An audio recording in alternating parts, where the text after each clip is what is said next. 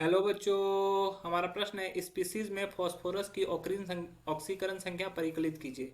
PO4 3 चलिए समझते हैं इस प्रश्न को। अगर बात की जाए इस प्रश्न की मुख्य अवधारणा की, तो मुख्य अवधारणा में हमें ऑक्सीकरण संख्या निकालने के लिए कुछ नियम जानने होंगे। ठीक है, ऑक्सीकरण संख्या निकालने के नियम।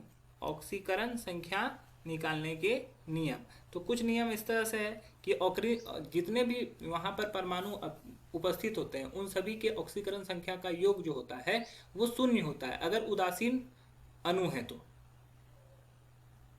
लेकिन अगर उस पर कोई आयन है, चाहे धन आयन हो या ऋण आयन हो, तो सभी परमाणुओं का ऑक्सीकरण संख्या का योग जो होगा उस पर उपस्थित आयन के बराबर होगा। अगर PO4 लिया गया है, 3 लिया गया है, तो फॉस्फोरस और ऑक्सीजन के 4 परमाणुओं के ऑक्सीकरण संख्या का योग क्या होना चाहिए? -3 के बराबर होना चाहिए।